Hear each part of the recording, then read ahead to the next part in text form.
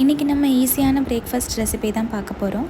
So இந்த ரெசிபியை நீங்கள் 5 மினிட்ஸ்லேயே செஞ்சு முடிச்சிடலாம். இதோட டேஸ்ட்டும் ரொம்பவே சூப்பராக இருக்கும். இது செய்கிறதுக்கு உங்களுக்கு கம்மியான இன்க்ரீடியன்ட்ஸ் தான் தேவைப்படும். இப்போ இந்த பிரேக்ஃபாஸ்ட் ரெசிபி செய்கிறதுக்கு 1/2 கப் அளவுக்கு கடலை மாவு எடுத்துக்கோங்க.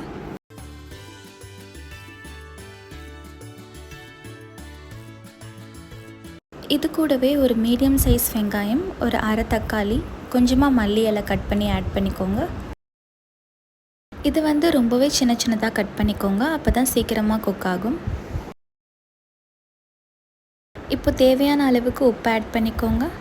ஒரு 1/4 டேபிள் ஸ்பூன் அளவுக்கு மல்லித்தூள், ஒரு 1/2 டேபிள் ஸ்பூன் அளவுக்கு மிளகாத்தூள் ஆட் பண்ணிக்கோங்க. இப்போ இது கூடவே 1/4 கப் அளவுக்கு தண்ணி ஆட் பண்ணிக்கோங்க. இந்த தண்ணியை கொஞ்சம் கொஞ்சமாக சேர்த்து மிக்ஸ் பண்ணிக்கோங்க.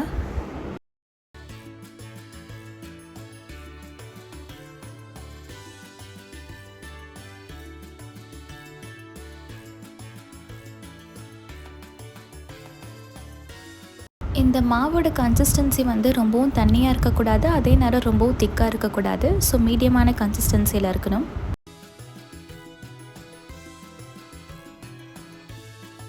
இப்போ இதில் கொஞ்சமாக சோம்பு ஆட் பண்ணி மிக்ஸ் பண்ணிக்கோங்க.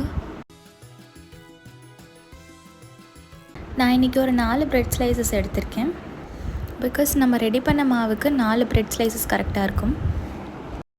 இப்போது ஒரு பிரெட் ஸ்லைசஸாக எடுத்து 2 பக்கமும் நல்லா டிப் பண்ணி எடுத்துக்கோங்க.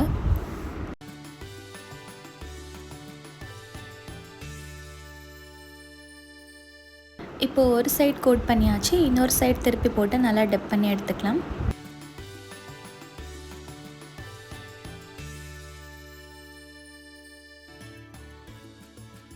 அவ்வளோதான், இதை நல்லா கோட் பண்ணி எடுத்தாச்சு. இப்போ இதை ரோஸ்ட் பண்ணணும். இப்போ தோசைக்கல்லில் கொஞ்சமாக ஆயில் ஆட் பண்ணிக்கோங்க.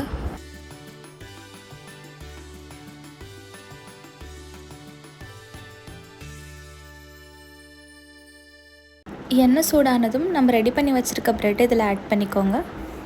ஸ்டவ் லோ டு மீடியம் ஃப்ளேமில் தான் இருக்கணும். இதை 2 சைடும் கோல்டன் ப்ரௌன் கலர் வர வரைக்கும் வேக வைக்கணும்.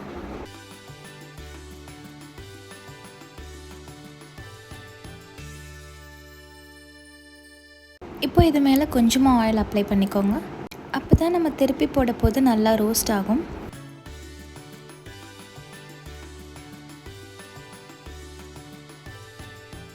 இப்போ 1 சைட் குக் ஆகிடுச்சு, இன்னொரு சைடு நம்ம திருப்பி போட்டுக்கலாம்.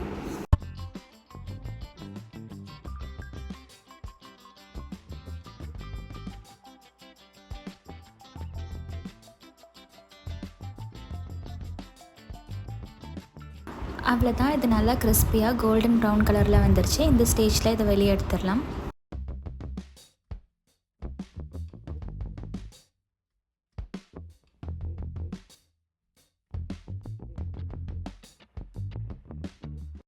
இப்போ ரிமைனிங் இருக்கிற ப்ரெட்டையும் இந்த மாதிரி டோஸ்ட் பண்ணி எடுத்துக்கோங்க.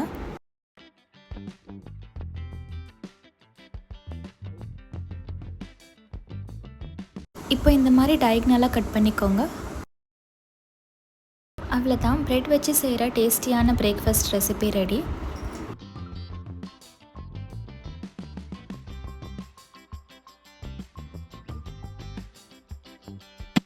இது நீங்கள் ரொம்பவே ஈஸியாக குயிக்காக பண்ணிடலாம். உங்களுக்கு இந்த வீடியோ பிடிச்சிருந்துச்சுன்னா லைக் பண்ணுங்கள், ஷேர் பண்ணுங்கள், சப்ஸ்கிரைப் பண்ணுங்கள்.